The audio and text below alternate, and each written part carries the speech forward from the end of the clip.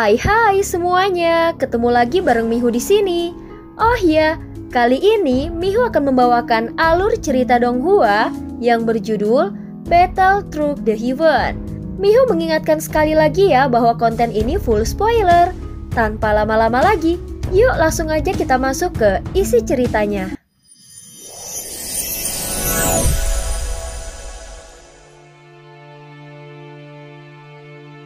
Melanjutkan dari kisah sebelumnya. Sebelumnya setelah bertemu dengan gurunya, Xiaoyan akhirnya meninggalkan pavilion pemurnian pil. Kemudian dia juga berpamitan pada Ye Feiyu dan kembali ke Xiao Mansion. Pada saat ini, Xiaoyan segera menemui Keiyun dan yang lainnya untuk berpamitan. Saudara kesembilan, apakah kau akan meninggalkan alam dewa kuno? Ucap Keiyun bertanya dengan nada khawatir. Tenang saja, ini hanya sementara. Aku juga punya rencana sendiri, ucap Xiaoyan.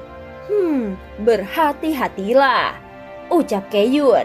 Kakak senior, aku tahu apa yang harus aku lakukan, ucap Xiaoyan membungkuk dengan hormat, tetapi tatapan Keiyun masih dipenuhi kekhawatiran. Meninggalkan alam dewa kuno bukanlah keputusan yang bijak, terutama bagi seseorang yang berjalan sendiri. Melakukan perjalanan sendirian cukup berbahaya. Biarkanlah aku menemanimu, ucap Keiyun dengan tegas. Tidak perlu kakak senior, aku memiliki benda yang dapat menyamarkan keberadaanku. Mereka tidak akan bisa mendeteksi keberadaanku, aku juga akan kembali secepatnya. Dengan tekad yang kuat, Xiaoyan menolak bantuannya. Pada saat yang sama, Keiyun memahaminya dan tidak memaksanya lagi. Meski hatinya merasa berat membiarkan Xiaoyan pergi sendirian, mereka pernah berada pada posisi guru dan murid, sehingga dia tahu bahwa Xiaoyan tidak akan sembarangan melakukan hal yang tidak bisa dia kendalikan. Dari tatapan tegas Xiaoyan, itu sudah cukup untuk menunjukkan keyakinannya. Xiaoyan segera bergerak, dan tubuhnya berubah menjadi kilatan pelangi panjang. Hingga keberadaannya mulai menghilang dari pandangan, bahkan Keiyun dan yang lainnya langsung terkejut karena tidak bisa mendeteksi jejak auranya. Sementara itu di tempat lain di dalam suatu dimensi milik Taisu, terdapat sebuah taman dengan suasana tenang dan anggun. Ada seorang pria yang tampak lembut dan sopan sedang duduk, sikapnya juga sangat tenang seperti seorang bangsawan. Yang mulia ratu, silahkan minum teh. Suara Xuan King tenang dan penuh wibawa. Kenapa yang mulia ratu tidak mau pergi? Apakah kau menyukaiku sehingga kau tetap berada di sini? Ucap Xuan King melontarkan kalimat itu dengan nada menggoda. Hah, apa katamu? Suka kepadamu? Hahaha, seharusnya kau tahu, orang yang bisa memilikiku bukanlah dirimu. Pria yang layak bersamaku bukanlah orang yang lemah dan tidak punya kemampuan bertahan. Mereka harus kuat dan tangguh, ucap ratu berkata dengan ekspresi wajah yang datar. Yang mulia ratu terlalu keras. Kekuatan bisa dibangun secara perlahan. Jika terlalu gegabah, malah akan memperburuk keadaan. Xuan King tampak tidak tersinggung, dia malah tersenyum tipis dan berkata dengan tenang. Segala sesuatu yang kau miliki di sini hanyalah berkat kekuatan luar biasa dari Taisu, jawab sang ratu dengan sinis. Walaupun berada di wilayah Taisu, ratu terlihat sama sekali tidak memiliki rasa takut.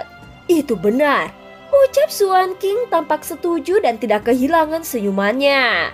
Bahkan di tengah kekuatan inti Taisu, tampaknya ratu benar-benar tidak takut, ucap Xuan King. Apa gunanya rasa takut? Balas ratu dengan tegas sambil memandangnya dengan dingin. Dia segera mengangkat cangkir tehnya dengan tenang beserta ekspresi pahit di wajahnya. Jika ingin pergi dari sini, silahkan saja. Aku tidak akan menghalangimu, ucap Xuan King. Aku tidak akan pergi. Kau yang mengundangku ke sini, ucap ratu dengan dingin dan tampak tidak tergoyahkan. Xuan King merasa bingung dengan sikap yang diperlihatkan oleh ratu. Sial, mengapa ratu tidak mau pergi? ucap Suan King bergumam di dalam hatinya. Sikap ratu sungguh sangat sulit dipahaminya. Padahal dia berada di wilayah lawan, seharusnya dia lebih memikirkan keselamatannya. Tempat ini milikku, jawab ratu tampak jelas dengan senyum tipis terukir di wajahnya. Aku berjanji tidak akan menyakitimu. Jangan khawatir. Suan King menatapnya dalam-dalam. Walaupun dia pintar, namun dia tetap bingung dengan sikap ratu yang keras kepala. Dia juga tidak mengerti apa yang sebenarnya sedang dipikirkan oleh sang ratu. Aku menunggu seseorang yang akan datang menjemputku. Setelah itu, aku akan pergi, ucap ratu segera berkata. Mendengar ini, mata Suan King berkedut dan terdiam. Dia juga menyadari tekad ratu. Tidak ada yang berani masuk ke inti Taisuku, kecuali kalian mengirim seorang keabadian para dewa yang berada di tingkat kelima. Jadi tidak ada seorang pun yang bisa masuk ke sini, ucap Suan King dengan penuh percaya diri. Kemudian dia dengan lembut menuangkan teh lagi untuk ratu. Aku akan tetap menunggunya di sini. Seseorang pasti akan datang menjemputku, jawab ratu dengan tegas. Seseorang? Siapa dia? Apakah yang mulia? Tanya Suan King dengan penasaran. Itu benar, ucap ratu langsung mengangguk.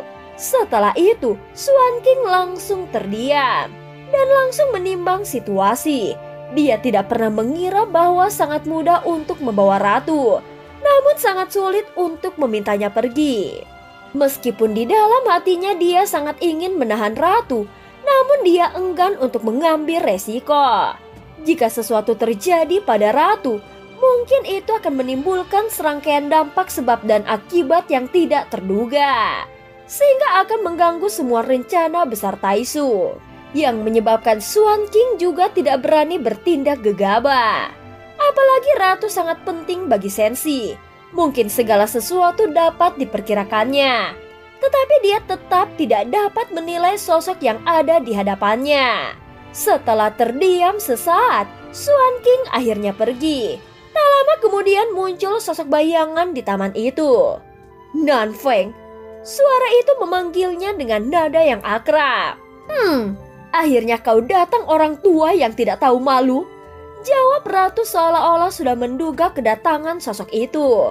Apa katamu? Kau masih tetap sama seperti dulu. Tidak bisakah kau berbicara sedikit lebih menyenangkan? Jawab sosok itu. Dia berjalan mendekat dengan pakaian jubah hitam bersulam emas dan mahkota kecil di kepalanya, sehingga menambah wibawa yang dimilikinya. Sosok ini adalah Sukiantai. Aku tidak terbiasa berbicara manis. Bukankah kau tahu kalau aku tidak suka berbohong? Jadi mengapa kau ada di sini? Apakah ini yang direncanakan oleh putramu? Ucap ratu menjawab sambil tersenyum, lalu mengangkat secangkir teh dan menuangkannya dengan tenang. Jika aku berkata sengaja datang untuk bertemu denganmu, apakah kau percaya? Mata Sukiante menyipit seolah-olah ada sesuatu yang mencurigakan. Kecantikan benar-benar sebuah bencana. Jika aku belum pernah melihatmu di Senshi saat itu, aku juga tidak akan berhenti di tingkat kelima dan kehilangan tahta.